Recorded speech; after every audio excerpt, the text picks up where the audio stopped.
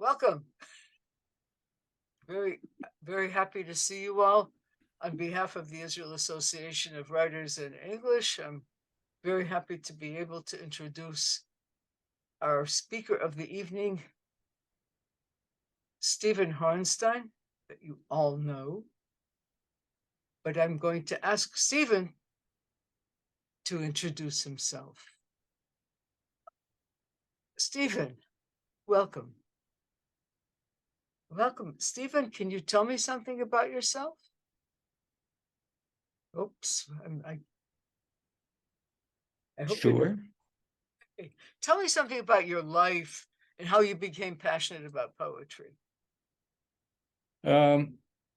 Okay, great. It's nice to see you all. Thank you for coming. I'm a musician by trade. Ever since age 7, I've been playing, and I happened into the world of poetry almost by accident. And I'll sort of give you a encapsulation of that. I was born, by the way, by the ocean, and that particular experience of living my first years in the ocean and hearing all that, I think affected a lot of what happened along the way.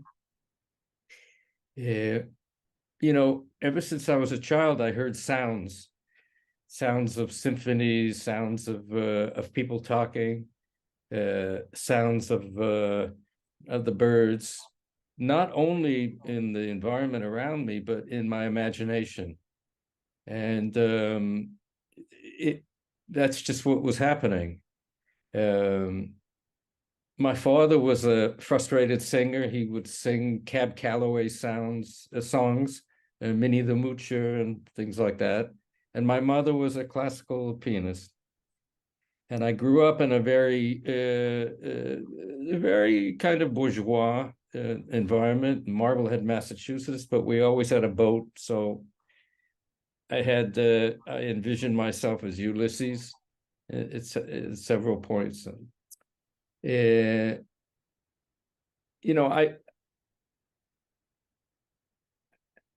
a musician, I followed that track until I was in high school. And in high school, I was privileged to have a lot of very good teachers, and began reading poems like by Dickinson and Whitman and Blake and Yeats. But it wasn't until I got to Trinity College. They had a great literature program built around the thinking of Northrop Frye. They divided all of literature into romance, tragedy, comedy, and irony, which was a great way to create a curriculum. But I had my skepticism about that, but I followed along, and I read a lot of literature in the first 2 years of college. While I was in college, because we had such a good literature department, a lot of people came through the pipe. One of them was W.S. Merwin, who was there for a year, and we used to sit on the grass and just hang out, and I can't say I studied with him formally, but that was a form of study. He was an artist in residence. He used to call me Steve Music, and I called him, Mr. Merwin or whatever. And then there was this bushy guy that came and read poetry, and it was John Berryman. And after that, it was Lawrence Ferlinghetti who came, and I wrote him a piece, and it was performed, and he clapped, and he claimed he liked it. So, and I was meeting all these people along the way. And finally,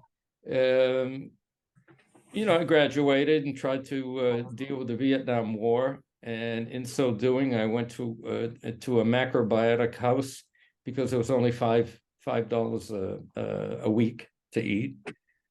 And this one guy heard me playing my saxophone, and he dragged me and a bunch of other white dudes across the city into Roxbury and the ghetto and everything, and he had us playing for all these young people in the streets and everything.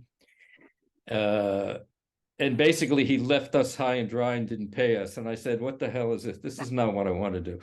So I had this attic apartment, and I decided, okay, I want to be a poet.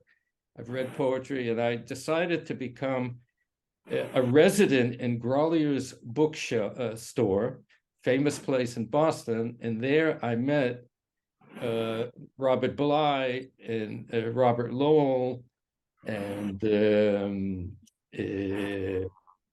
others like him, James Tate, and we would have long conversations. And then my claim to fame then, old man Grolier saw I was kind of interested in this whole thing, and he gave me a library card. What was a library card? That you could sit there not only for as many hours as you want, but if you wanted to take one of the new books home, you could take it. You didn't have to pay, and you'd come and return the book. You know, and Grolier's was an institution for a lot of the future poets who were students at Harvard. And they would, James Tate, for instance, he was a student of Harvard, and they'd come and schmooze. And I was just this guy, this schlemiel there, just sitting there. And I would practice my saxophone, but I really developed a love for poetry. Later on, I met my mentor in music, Bill Dixon, at Bennington College. And there were a lot of great poets, Ben Bellett and Stephen Sandy, and people who really had a reputation. And I was privileged to know them all. They were all in the faculty. But the person I knew the best was Bernard Malamud, who ironically insisted, when I was there for 10 years as the youngest faculty member at Bennington, I just broken up with my latest girlfriend, and I was depressed. He said, "You got to get out of here." I said, "Well, where am I going to go?" I said, "I can go to Paris on my sabbatical, or I can go to Jerusalem." He said, "Go to Jerusalem." Bernard Malamud sent me to Jerusalem, and it started there. And frankly, I knew no one, and I did a great piece for I worked with Noguchi and did a piece for the Israel Museum. It put me on the map, kind of, as a composer, with 75 dancers. And Matt Nowitzki, who was writing for Moment magazine, heard about me and all kinds of other artists, and congregated all the artists. I think it was the fall of 1981, and put us in this living room. And there was this bushy guy with a little bushy beard and everything, sitting there with a kippah and everything. And he looked like he was interesting. He was sitting with a young woman, and well, that was Ed Kodesh in 1981, and he turned out to be a very close friend. And obviously, I learned a few things from him about poetry. And I mean, I did a sketch to an opera. I used the beginning of Voyage to Gaza, and we did a whole performance in the Israel Museum and everything. And so that friendship lasted many, many years and still exists.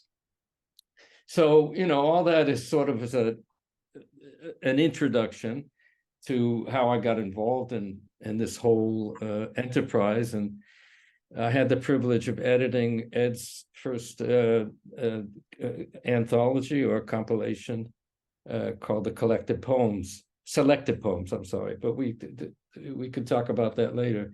That's sort of a background. I am a creative composer, and creative in the sense that I'm very intuitive, and I use the phrase "by any means necessary" to create. I will create in any way to evolve and extract the idea that needs to be developed. That's a beautiful introduction. And I'm looking forward to hearing more about this. and all the poets that, or some of the poets that influenced you. Uh, could you tell us more, perhaps, about your process in creating music? Uh, how is it similar or different from creating poetry? Um, I'll speak about the similarity, and this has only happened in the last year or so. It's basically a composer can compose in many different ways. The way that I compose is I hear something and I bring it to the world however I can by any means necessary. That means I can play an instrument, I can write in traditional notation, I can take an orchestra that work from the signs of my hands. It's called kinetic conducting, and I can create a piece in a spontaneous way. I can combine all of those together in any way I want. I'm very influenced by the work of Charles Ives, the American composer, who layered many simultaneous materials together. Now, up until recently, even during the time I was editing Ed's book, I would write poetry in a very conventional way, in the sense that I would plan it out. And then one day I started hearing words that were just almost dictated to me the way the music was dictated to me. And frankly, it caught me by surprise. I said, well, I thought I was going a little bit crazy, but I started writing those things down and writing them and writing and writing them, and they really sounded good. And I found myself putting them aside for a week and then looking at them again and doing some editing, but not major editing. And it's been a turning point for me that I can tap my imagination in the way I've been writing music for many, many years. That the way I hear music, I'm now hearing poetry. And I realized after analyzing what I was hearing that it was a kind of dodecaphonic use of primarily vowel sounds with consonants. Now, what do I mean by that? I realized that in my poetry, except for an occasional rhyme, which is what my late mentor, Dahlia Cohen, would call Malkat Halayla, meaning it would just happen. There were a few points, pivotal points, that they would rhyme, but basically it would be a stream of sounds that would not repeat itself, or if it did repeat itself, it would repeat in cycles. That is, it was like a cornucopia of sounds. And then the consonants also kicked in, but they were primarily the vowel sounds that were in a sort of kaleidoscope. And I noticed that this was throughout the materials that I was listening to. So if I wrote a poem like this, I wrote this a few weeks ago. If I read this to you, a storm's eye is brewing. It's about a storm and the eye of the storm.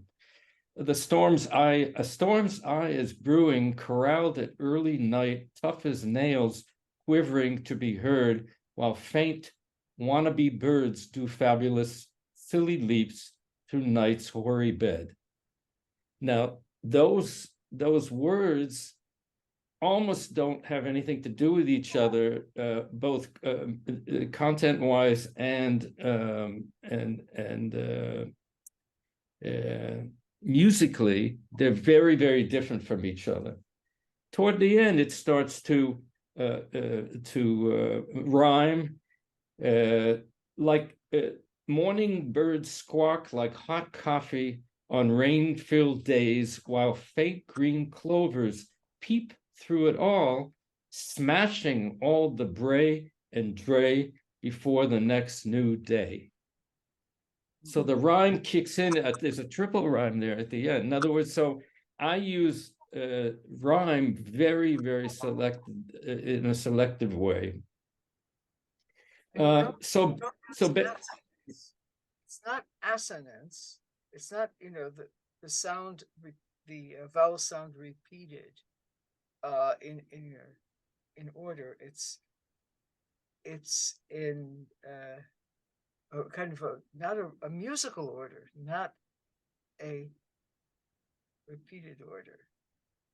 Not like, you know, say Dylan Thomas, right?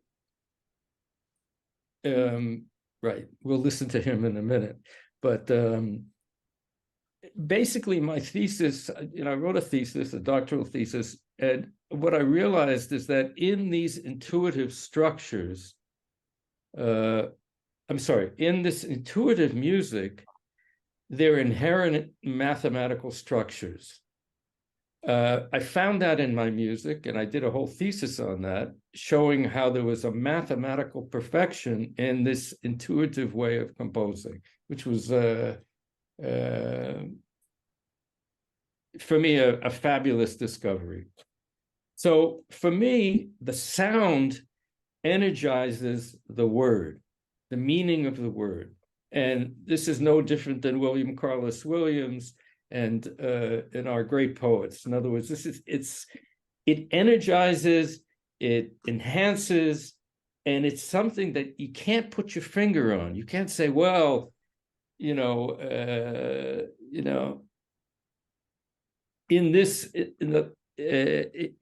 poems that I love, it's ripe with these enhancements, you know. In this last blessing most, that the closer I move to death, one man in his sundered hulks, the louder the sun blooms and the tusked ramshackling sea exults. I mean, every one of those words is charged with music. And if we have time, we'll listen to Dylan Thomas reading it, and it's even more musical because he is so passionate, you know. So anytime I try to sit down and write something quasi-mathematical or logical, it came out horrible. It wasn't really real for me. So this instant form of composition, for instance, I'll bring it one step further. I had the privilege of working in the studio of Mikis Theodorakis in Greece, the national composer, and I met his son, and his son asked me to do a score to his film, to participate in the score. I had 45 minutes to do something musically before I had to catch a plane from Athens back to Israel. 45 minutes. I stood there with a saxophone. He played me the film, and there was already some ambient music. And I said, well, I have 45 minutes to do a 10-minute film. What the heck am I going to do? But this was a chance to work with someone in the family of one of the greatest Greek composers, and I did. And I heard the music that I was supposed to play, and I simply translated it and played it. And he loved it, and everyone loved it. And I'm just saying that we talk about improvisation, but I talk about real-time composition. And that's what brings the meat to me. It's what if you're a vegetarian, it's what brings the hummus to me. It's that kind of process.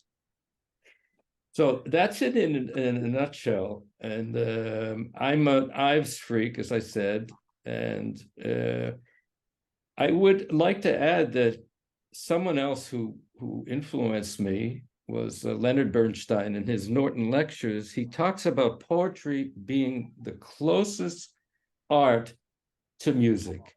And he explains why. He analyzes Chomsky's and analysis of prose. And of course, he shows how poetry is far more complex and abstruse and mysterious. And that's why poetry and multifaceted and multi-directional. And he also influenced me at the time, especially I sat into Harvard University courses when back at Boston, and loved Roman Jakobson and couldn't stand Chomsky.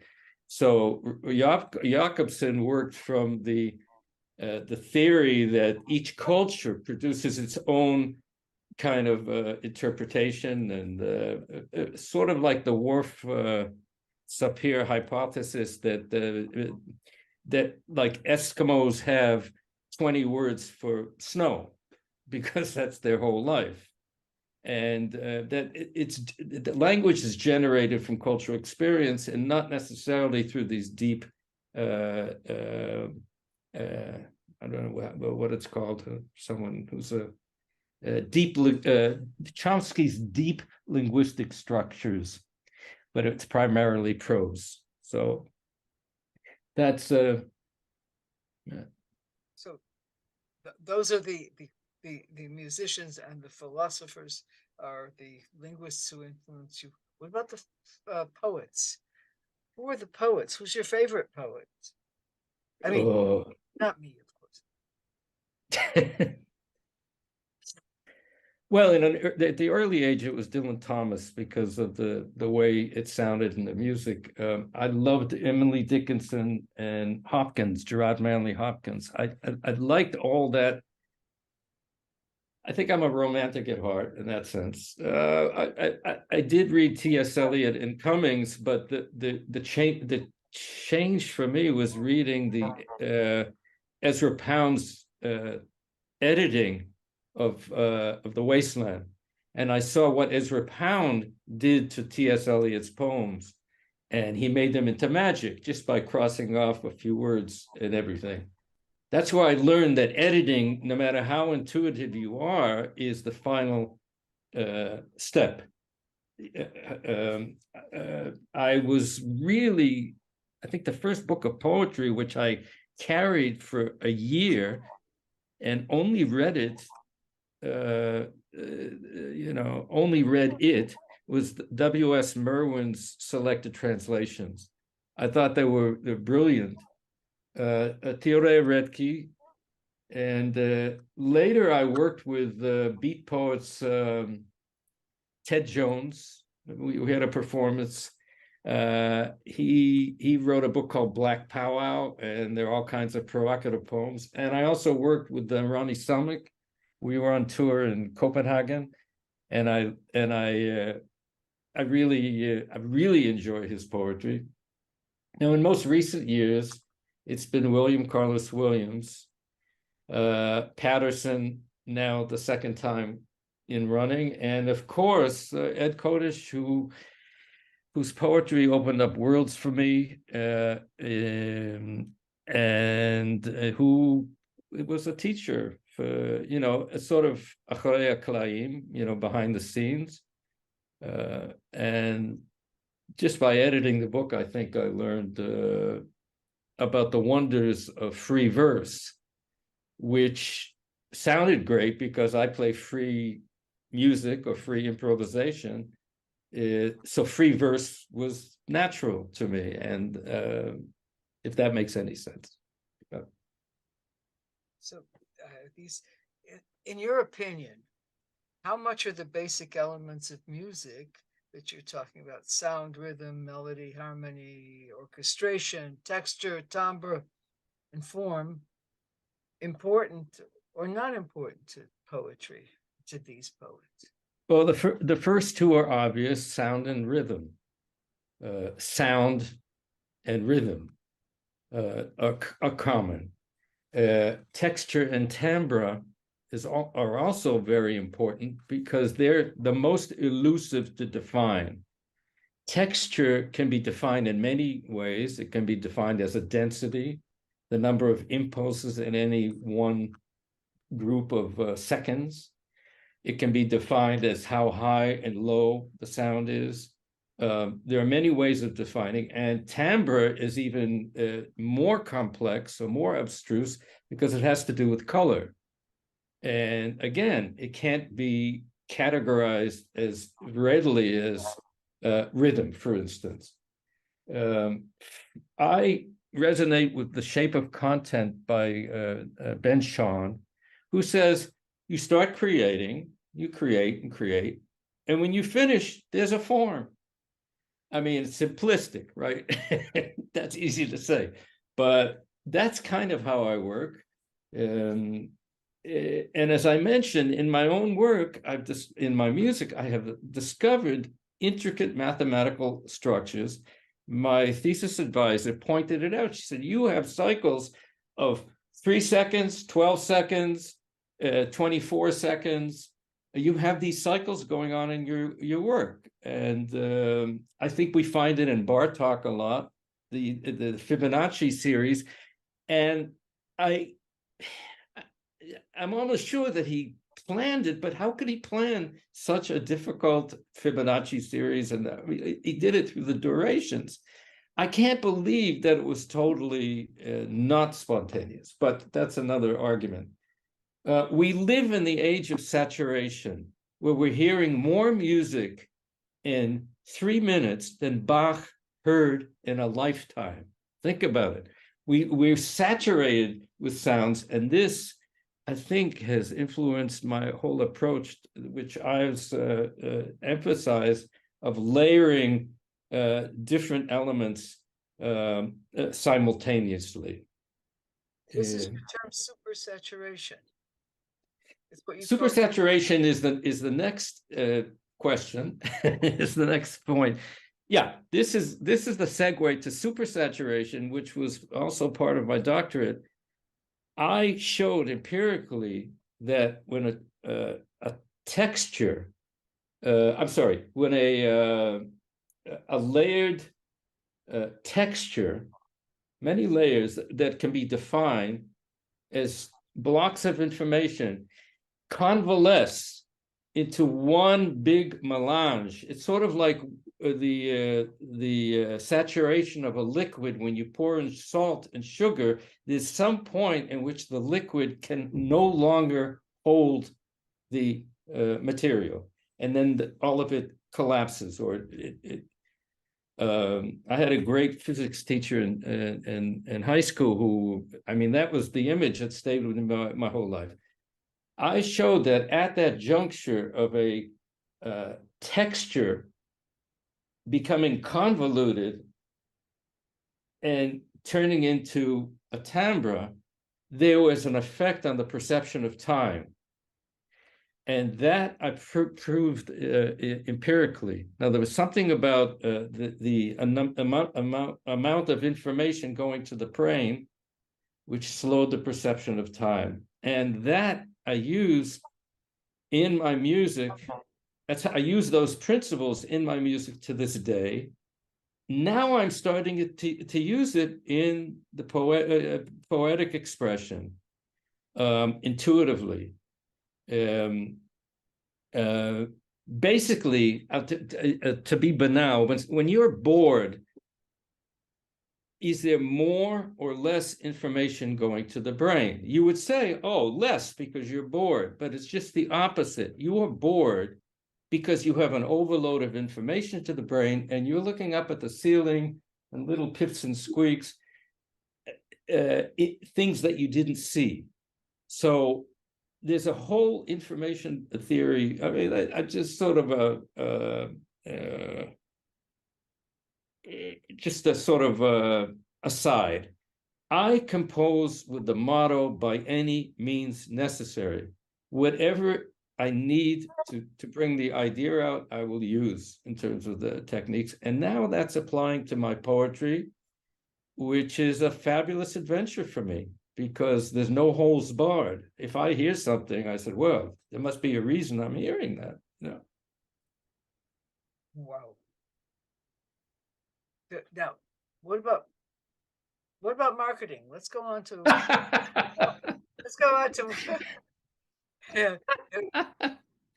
Okay, marketing.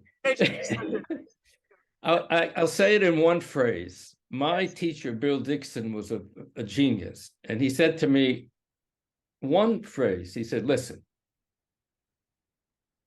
you don't have control when someone is going to knock on your door. But when he or she knocks on your door, you better be ready. Now, that's what he believed in marketing. In other words, you better be ready if someone knocks on your door. Now, to spend the amount of time, I've been trying to do a Wikipedia for 10 years. Every time I start, I get so frustrated. You know, I even called a company from abroad, do my Wikipedia. And they want to put like, okay, 3 citations is enough. I said, no, it's not. I'm 75 years old. I have this whole life. It's difficult to promote yourself, you know, and my philosophy is that, well, if it doesn't happen in my lifetime, it surely will happen after my lifetime. I won't, maybe my children will reap the joy. You know, I really don't know at this point. So you know, it's like the Codish book. I had the privilege to edit it. It got some good reviews and everything. And you know, I said to Ed, your poetry is timeless. It's timeless. It'll be out there. That's all. It'll be, you know, it's out there. And it was, but marketing is can be a waste of time.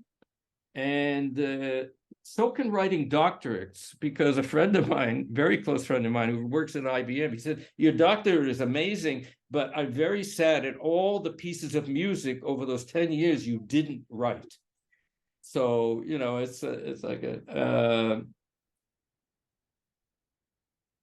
So you asked me about marketing and how much time you have to spend on it.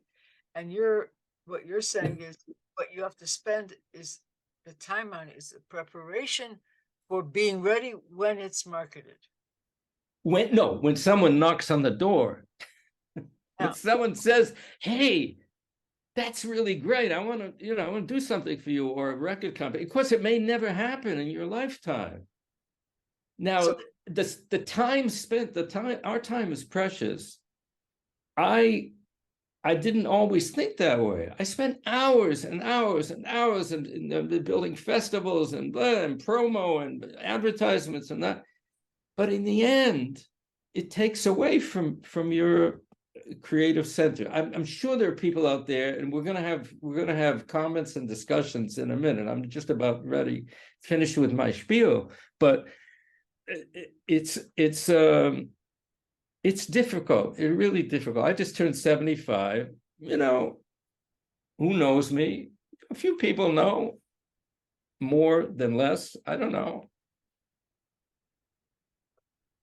but So, summing up, if I were to give advice to creative, young or mature creatives, I would say, 1, take a chance. 2, write or create every day.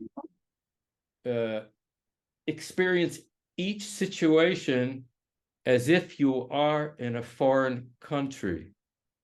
Like when I write a poem, a poet whose name escapes me, is a Hebrew poet, said, when you start writing, you imagine you're in a foreign country. You're seeing it for the first time, and I think it happens naturally. Avoid cliches and habit. Compose for yourself or write for yourself. Try new techniques, new directions, and enjoy the process. Don't, you know, none of this martyrdom, you know, martyrdom. We don't want that. So that's it. That's my spiel. Yeah. still it speaks to many of us here. Yes. And I thank you for the range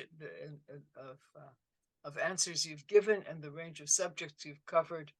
And I'm sure there are many questions that that people will ask, but we're going to ask two things. I'm going to ask that Michael take over and keep questions under 2 minutes, or at the most. I even have a bell, but I don't know if you'll hear it. It's like the Gong Show, So yeah, I'll ring you the bell. So if you have questions or you have requests, then Michael will be your moderator from now on. And I thank you very, very much, Stephen. I'm sure that all of us would like to be on, to applaud this your talk and your advice. Thank you. Wow. And Thank you silence. so much, Stephen. That was amazing. I'll just make one comment before I ask for questions. If you want to ask a question, please look at the bottom of the page. It says reactions. You have share screen reaction. Put up a digital hand. Put up a digital hand by pressing on reaction, and then I'll be able to call you in to ask a question. I just wanted to say that I just published last week the Hebrew translation of a book that you describe the process so wonderfully. Is like came to me from beyond me, and it's poetry in a sense, material that was very unfamiliar to me, some unfamiliar, some familiar, but it came streaming through me, and been published in German, in English, and now in Hebrew. But that it's an amazing process, and I would love to sit with you and share with you what I have. Maybe you'll put it to music. Amazing process. So thank you for that, and it is a divine gift. Eva, please unmute. Eva, please unmute. Okay. Thank you very much. I am Eva from Creta, from Greece. And thank you very much that I participate to this so much inspiring conversation with Mr. Horenstein, that he is so much inspirational. And I would like to make this question. He said something very much revolutionary that passed to the small letters. It was about real-time composition. I have an intuition that real-time composition will be the future of the music, because in this time the music responds to reality. Also, I was very lucky because I also was at the house of Mikis Theodorakis, the world famous composer, when Stephen did this. And I was very much fascinated when he entered the studio, and in 1.5 minutes, he was ready to start the monitoring. And I would like to tell us more about real-time composition. And maybe this is the first time that something so much important for the future is discussed in a Zoom conversation. Thank you, Eva. Yes, Eva, it's great to see you. And I enjoyed that recording session, and thank you for being there. I am following closely, and I also read Kurzweil's book about the age of singularity, of the dangers of AI. And I contend, and I've been saying, and people think I'm a little bit bats, that real-time composition is the last vestige of creative ways of composing that AI will never, ever approach. Now, never, ever is a big phrase of words. But if you take three people who are independent and you have them interact in different ways, and everyone is doing different things, not in patterns that they have used before, but in response to the others, a kind of dialogue, I would think that that would be something almost impossible for AI to figure out, because we have many, many years of experience behind us, and we react in different ways. I'm saying a lot, but it's my intuition that this is the music of the future, especially because of what I'm saying. That if now AI can create music in the style of Mozart, Bach, the Bee Gees, the Beatles, whatever, and they can create an artifact that most people will not be able to tell the difference, and then you put this gobbledygook of music that happens spontaneously and goes into different horizons. I think that this is a very significant point to make, but I've only started thinking about it. And that's why I think it is the music of the future. And I now train a whole orchestra to play given kinetic conducting that I do on the spot. And I find, first of all, they love it. And secondly, there are tremendous results.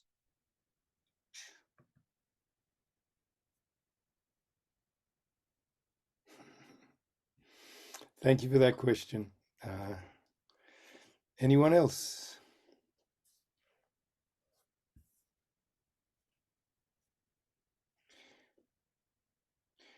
Stephen, you said you were going to play some Dylan Thomas. Are you still going to do that? Sure, I'd be glad to do that. I will say that I did prepare a list of the 7 modalities of music and poetry, and I'll offer that up before we leave tonight. But let's see if I can find. Let me see if I can find. Question. While you're looking, David's going to ask a question. Okay. David, you're on mute. Can you hear me? Yes. Yes. Okay. First of all, you mentioned Chomsky, and what you were looking for was deep structure, I believe. Yes, that's right. Yeah. I studied linguistics. Oh, yeah. What I wanted to ask you is that when you compose, do you have an instrument or instruments in your mind? Do you have the means of the music in your mind? The things that yes, produce.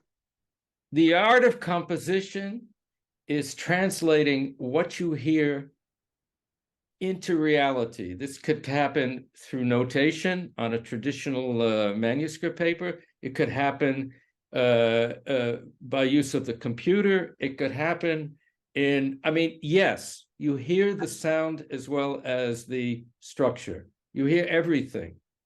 It's as though there is I was going to say a patyphone, but they don't have them anymore. Well, they do. I guess they're coming back. But it's like as though there is something in the room playing. You're hearing it. Right. And but I meant, when it comes to music, it's a specific instrument that produces that noise. A harmonica, a banjo, any. It's a combination. Right. It's a combination of instruments. I'll give you one clue. When I went to Bennington as a young faculty member in 1973, my job was every year to write for an ensemble of musicians. Every year it was something else. One year it was 3 banjos, 2 flutes, a bass, an electric bass where the guy knew one note, a virtuoso violinist, and a set of timpanis. And my my job over the whole year was to teach them music by having them be an ensemble. Now, that instrumentation doesn't really exist in any of the orchestration books. That's what I'm talking about. In other words, if you hear something, you need to translate not only the melody and the rhythm, but you have to translate the acoustics and what the stuff is made out of. And a lot of times, it's sort of guess and go. Unfortunately or fortunately, we now have the computers where you can create facsimiles of that sound, but it never sounds the same. I tried to write I just recently wrote a woodwind quintet for the Tel Aviv Wind Quintet. It's going to be premiered in the fall. And I set up the instruments and I started composing with all of the different instruments. It sounded horrible. It sounded horrible. And I said, I'm not doing this anymore. I put the computer aside and I started to just monitor what I was hearing in my inner ear. And those are traditional instruments, you know, although the bassoon can be less traditional, you know, and in funny ways. But does that answer your question? Well, to some extent. I'm about as far away from music as anybody can get. I like to hear it. I can't remember it. I can't play any instrument. But you're singing music now. Listen how your voice is going up and down and up and down. We're always evoking music. As you're speaking, I'm hearing the music. Well, I'll just say that I share one thing else with you is that we lived in Brookline. Oh, Nice. And It's okay, David. Thank you. Marblehead. We did go to Marblehead. We didn't know you lived there. We have a question from Brooklyn. Judith. My own stopping grounds. That's wonderful. Oh, we'll have to go over some notes and everything. Yeah, I grew up there. Thank you. Oh, 1 minute. Judith. Well, it's not absolutely necessary, but since I'm maybe the only official musician here, I wanted to take this opportunity, first of all, to tell you that I've heard several of your pieces, maybe not as many as I should have, and some of them I really, really loved. I can remember Hadran for the orchestra. I think that was amazing. Oh yes, you're talking about my work. Yes. Work? She's talking about your work, Steve. I thought you were talking about Charles Ives or something. No, Yeah, no. okay. Well, I could talk about Charles Ives too, and there are many pieces by Charles Ives that I love. Yes. But I'm talking about your works. Yes, thank you. Well, there is a quintet. There's a wind quintet. Yes, the Tel Aviv Wind Quintet. Exactly. I've written three. Also was an amazing experience. Thank you. So there are a number of pieces I heard in different settings, and well, I heard many modern pieces because I was on committees of hiring composers for many years, and I really heard a lot. And you know, I mean, some of your pieces I just found they are very close to me. I also wanted to ask you if it's sort of a funny question. I do hear in your music ideas that come from some of the leading composers of the late 20th century. I'm thinking of Xenakis, I'm thinking of Ligeti. Who else? Well, sometimes even Nono. Kurtag, not that much. Ligeti with all this chaotic, some of his chaos works, Kyrie of the Requiem. Of course, it's very different. The Kyrie, the Kyrie of the Requiem was part of my thesis.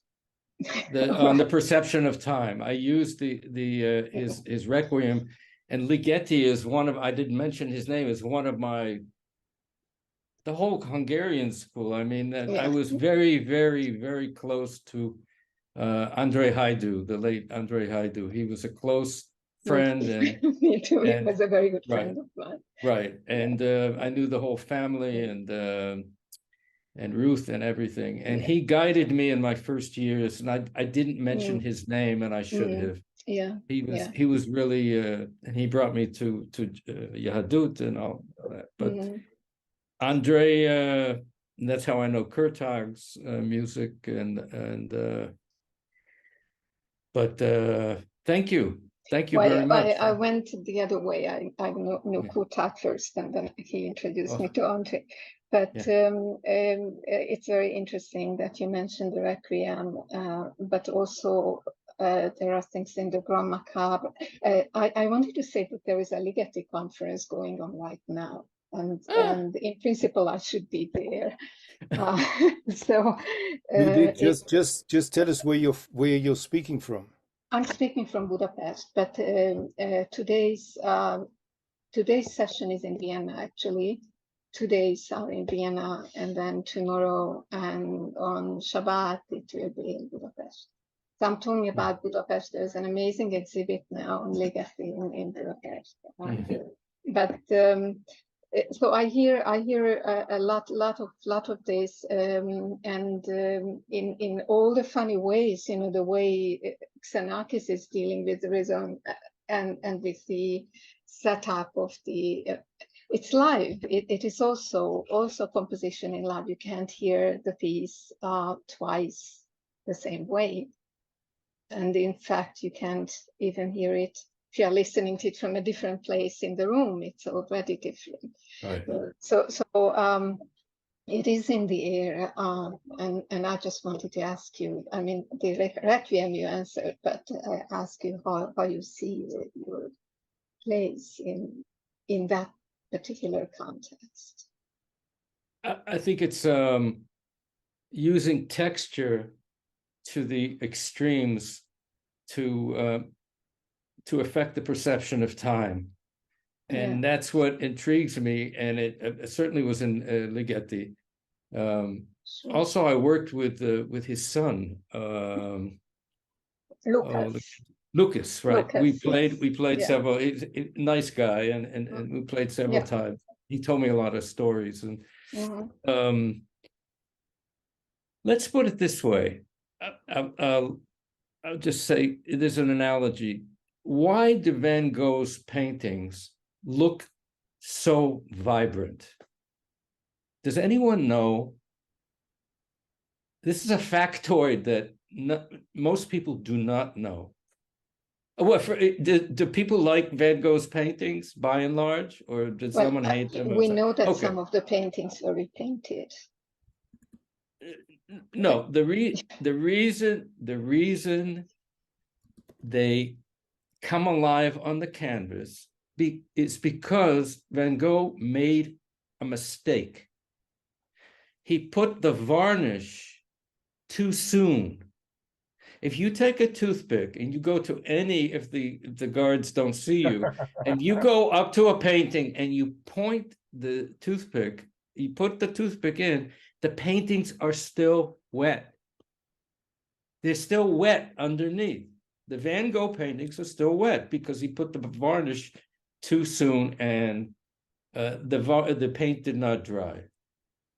So I think the music that these composers you mentioned sound alive. They sound, there's something organic about the music. That's all I can say. Even with orchestras and performers, he had the knack of putting that kind of. I agree. So did Haidu. So did a lot of. I think the whole Hungarian school, or or you listen to Bartók's string quartets. They're just like, it sounds like they were written today. And anyways. So I think as poets, we have the same challenge of how to make our poetry stay alive. And it seems to me that when a poem is printed and then somebody reads it in their minds, right, with their eyes and reads in the minds, I don't know if it can come alive enough. And when you have a performance of a poem, it's never the same twice. It's never read twice the same way. It has this aliveness about it. But I think it's a huge challenge that we face, not just, musicians is maybe easier. Poetry, I think, is more difficult to keep poetry alive. But Karen. Yeah, thanks. Thank you, Judith. Thank you so much. That was an amazing question. How Thank often you. do we get two experts of this caliber on a program? I mean, that's thank you so much. Thank you very much. And you pointed out something that is really different between poetry and music, because poetry is so solitary. It goes through your body. It goes through, it doesn't have, you're not composing for an orchestra. You're not composing for an instrument, for someone else to recite. You're composing from yourself. Now, it comes alive when someone else comes out. It comes alive in a different way when someone else reads it, but it's on the page. When you read, for example, Ed Kardash's poetry, and I highly recommend the book that Steve edited. It's alive. You read it, but it goes through your body. But you recompose it when you read it. Music is so much more complicated because it depends on a group of people. It depends on who you're writing for, the orchestra. Most poets, I think, write for themselves or write thinking no one else is going to read them ever. And they're usually right. So can you connect the two? Can you connect that aspect of poetry and music, or do you see it differently? I have two responses. One, I'll play the recording I have, and secondly, I asked Ed just in passing what he thought of the poem.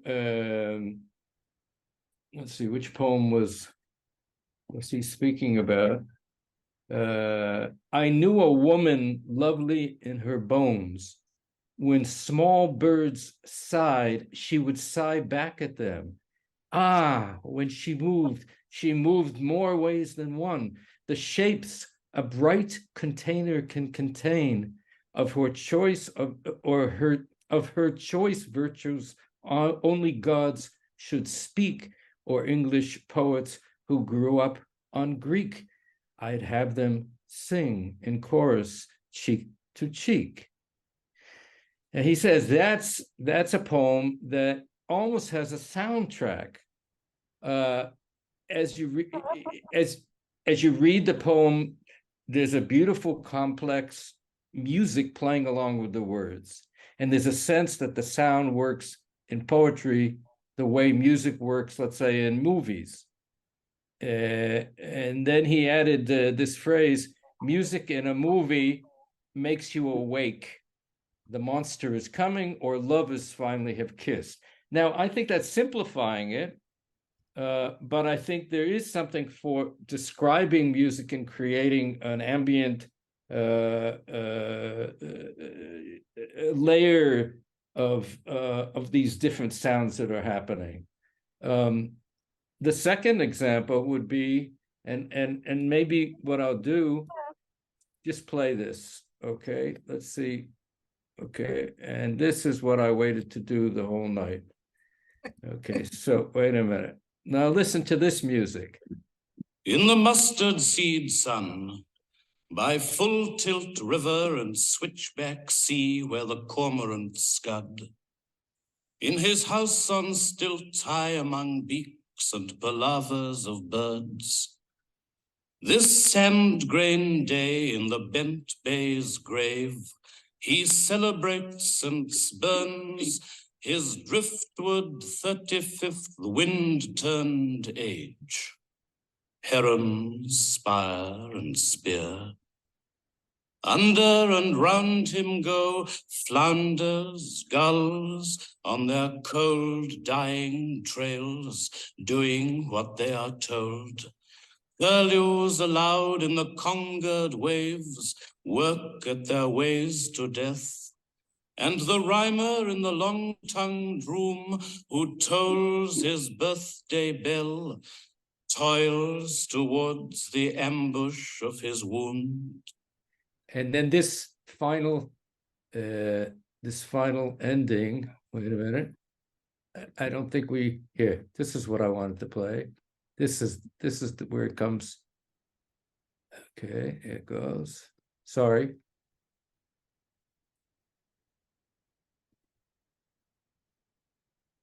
Here.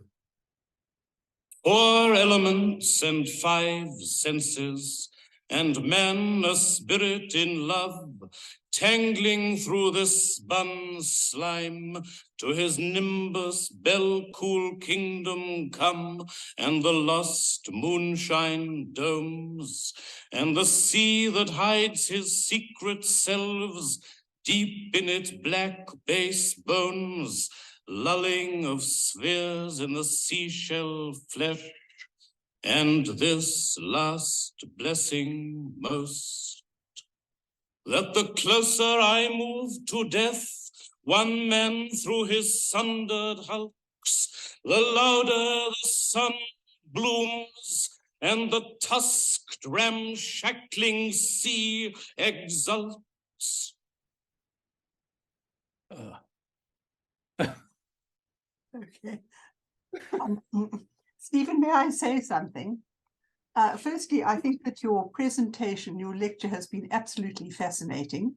I've always been very much a language person. As I grow older, I think things are beginning to change a little bit in me. I mean, that Dylan Thomas was absolutely amazing. I mean, his writing is absolutely superb. But I've been sitting here listening to you. I didn't know you before, and I've got a page full of words and notes, which I shall have to go through very carefully and find out a lot of things that I don't know. But a couple of things, as I say, as I grow older, and I am growing older, and I'm certainly not young at this stage, there are a couple of things that have become very meaningful to me in my writing. One is mathematics. And I've suddenly discovered that I'm not the only person, and not only Lewis Carroll, who thinks that mathematics is important in writing. The other thing is that I've become very much involved in bird song. And I've been trying to understand the birds. I will never understand them because they speak a completely different language. And I am not King Solomon, who actually spoke the language of the birds, as is pointed out in the Quran. But I listen to them every morning, and they have moved me very much indeed. And only a couple of weeks ago, I discovered a composer I'd never heard before, and he also was involved with birdsong. Messiaen. Yeah, that's right. Yeah. So that's all I have to say, but I want to thank you very much. And I think that you've started me in another direction here. And I would like to thank you for that. Thank you. I just have one response. I'm crazy about birds, and someone gave me an app where you can hold the phone and it tells you what the bird is from the song. Yes. Right? And all I was getting... I have an app that tells you what they're saying.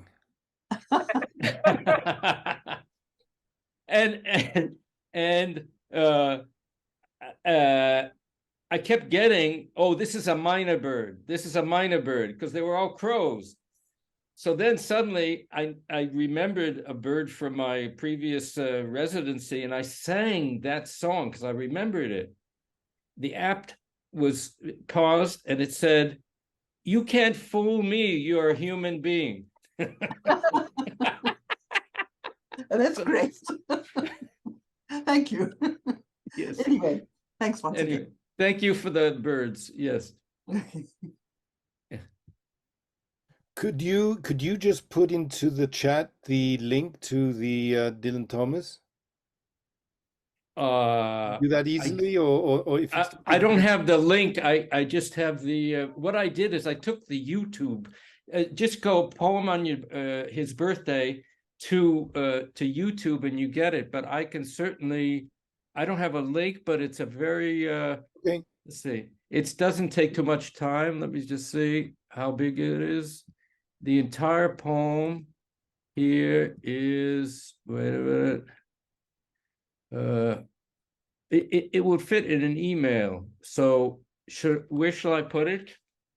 I could put it. No, it's getting difficult.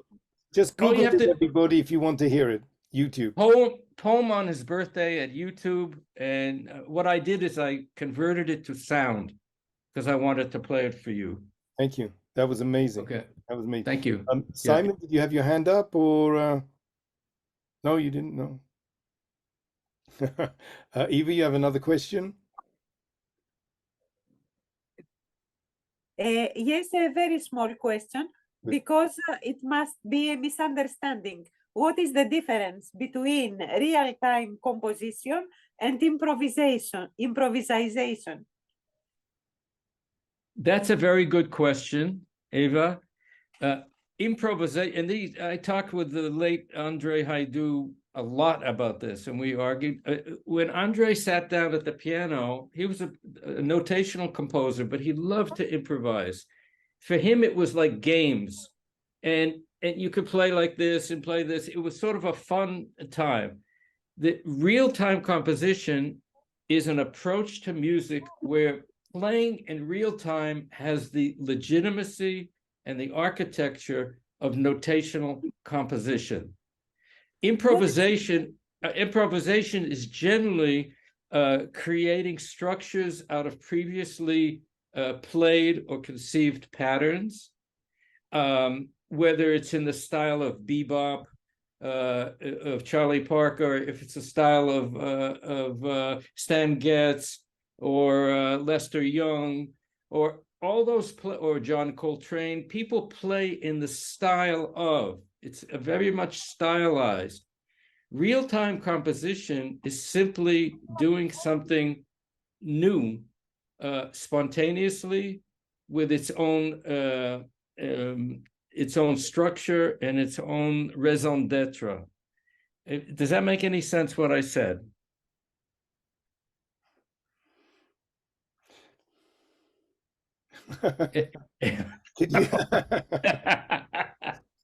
Emma, where do you suggest we turn to experience that now? I mean, if after we finish now, if people want to go and experience that, can you recommend a YouTube, your work? Well, yeah, you can go to Spotify at my. You can hear a lot of pieces that were done spontaneously on the spot, but you couldn't tell that they weren't notated. I'll give you an example, okay? I had a commission by a very well-known pianist, classical pianist, and he asked me for a 1-minute piece, and he asked 50 composers for 1-minute pieces, okay? So he did a whole album of these 1-minute pieces. I went over to the piano, electric piano. I played into the piano for 1 minute, and then the computer wrote the notes out. I then made some decisions about the notes, and within a half hour, I sent him the piece. He's an empress. He worked for hours and hours trying to realize, to give it perfection. And I don't think I sent him the recording. I didn't send him the recording, and he played it exactly the way I played it. And I was so warmed by this. So that's what real-time composition is. Improvisation allows for patterns and cliches and styles, and at its highest level, improvisation becomes real-time composition.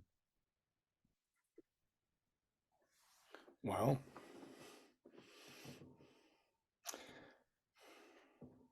I'm actually in a little bit of a bind here because we've been going for an hour and 10 minutes, and I don't want it to stop.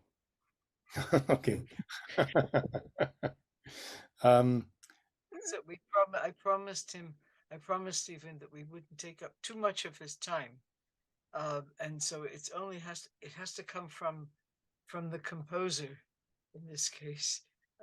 So I think that we should now consider asking the composer if he has more time. I certainly have more time if there are questions. So here is a question from Rai. Is it Rai? Please Yes, unmute. it's Raquel. Raquel. Okay. So just a segue to what you just said. 1 minute. Thank you very much for your lecture. It brings back so many ideas of the first mathematical book that I wrote by Yates, and I never understood it. It was many years ago. I should reread it, and a lot of things that should connect us to poetry. The 1 minute composition that you just talked about, was it stemmed from your feelings or from the desire to answer the request? That's one. That's a question. Because what bothers me, what interests me is the connection, the synergy between poetry and music, which I love very much. Karen said something very interesting. She said, you have to decomposing, and it was a wonderful word she chose. She meant composing and not composing, I think. But it is so important to decompose what you hear to make it your own. You hear Mozart, you find Mozart, but it somehow gets to composing something within yourself.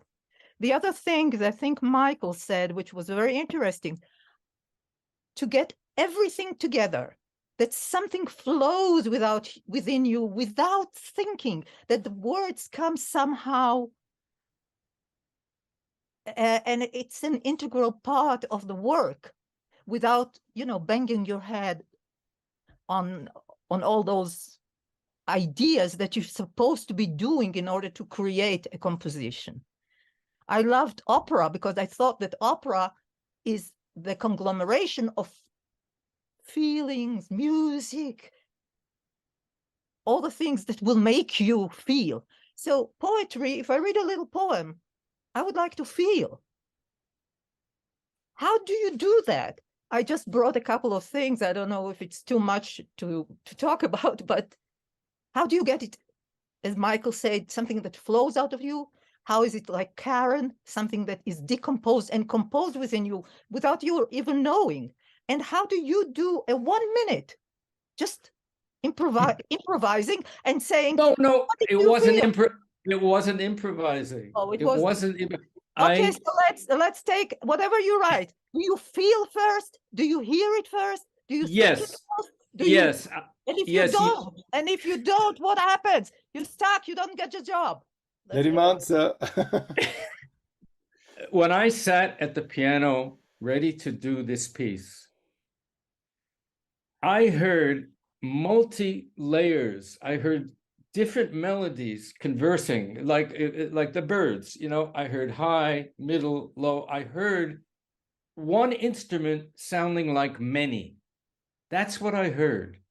I sat at the piano. I have been trained as a pianist, and I started playing, and the melodies, the fragments dialogued with each other. And over a minute, if you heard that minute and you were asked how long was that piece of music, you would have said 2 or 2.5 minutes. according to my theory of perception of time. In other words, I put into that 1 minute the kind of material, but I heard it. Whatever I did, it wasn't that I played the piano from things that I knew. I heard it, I played it. For me, it was a done composition. It took him weeks to learn how to play it. And he kept sending it back. He said, "Is this what you want? Is this I interpreted it this one." I kept saying to him, "It's perfect. It's perfect. It's great. It's great." Not to discourage him. And it's all on an album. His last name is Yodin. The music is all over the place. He asked the 50 of the greatest Israeli composers, not that I was one of them. I was sort of a second thought, but he asked 50 composers to write 1 minute pieces. None of them sounded like mine, which thank goodness. Anyways. Thank you very much. That was a great question. I think it's time to wrap up. Karen, would you do the honors, please? Take off mute. I know that everyone here has found this evening fascinating, challenging, and encouraging in many ways, because what you're encouraging is the expression of self and the discovery of mathematics within the self. And I think that the order within the self, as well as the music of the self. I'm talking because I assume that most everyone here is a poet and not a musician, and what they're taking from you is the music for poetry. And I think that this is going to be a revolutionary for many people. I cannot thank you enough, Stephen, for enlightening us on the subject, and for bringing my favorite poets and my favorite linguists, and just making our evenings so wonderful, and making us forget the reality of the world. Can I just ask, Stephen, where are you speaking from? That background is amazing. No, these are all the books that I've read over the last week. And these are the books that I've read over the last week, and I'm going to replace them with others. So the next time, no. You live in the library? You're going to return them to the library, right? Okay. No, this is my own life. Anyways, I found this I don't know, this picture on the internet. I made it my background. I think it's good because it's brilliant. Yes. And it suits you. I too want to thank you very much, Stephen. You're a neighbor. You live just up the road from me, and I think I'll make a point of listening to more of your music and compositions and poetry. So I too thank you very, very, very much. Thank you for your mastery. Thank you. Thank you for all the layers. One thing more, if you missed a phrase or something here, look for it in a couple of weeks, because on the Israel Association of Writers and English YouTube channel, IAWE, we put it up as soon as we take out the dirty words. Thank you so much. Thank you. Thank you.